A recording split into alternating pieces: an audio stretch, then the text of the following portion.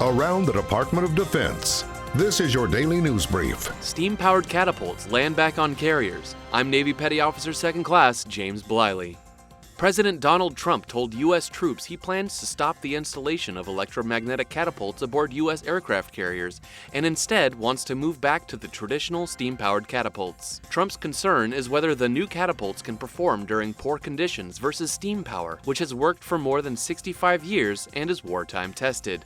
Number one, I can't imagine in the case of battle, it must be very delicate, okay? And, steam's only worked for about 65 years perfectly. They're always coming up with new ideas. We all want innovation, but it's too much. But there's never been anything like the steam catapult. So we're going to put out an order. We want to use steam. The Navy already has plans to produce 2 more Ford-class aircraft carriers equipped with the electromagnetic aircraft launch system. During a 4-day visit to Japan, the president visited Japan's largest warship, the Kaga.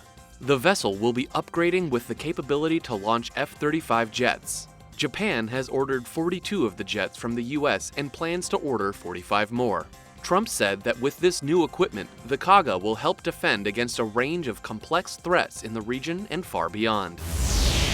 Vice President Mike Pence honored fallen U.S. service members by laying a wreath and speaking at Arlington National Cemetery on Memorial Day. There is a day in November when we remember those who served and came home.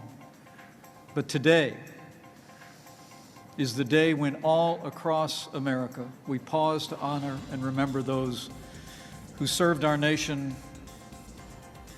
but did not come home. Pence spoke about President Trump's negotiations for denuclearization of the Korean Peninsula and efforts to have fallen soldiers returned from North Korea. Trump was visiting troops stationed in Japan on Memorial Day, but visited Arlington National Cemetery prior to leaving for his trip. That's your DoD News Brief. I'm Navy Petty Officer 2nd Class James Bliley. You can find more stories about your military at defense.gov and by using hashtag KnowYourMil.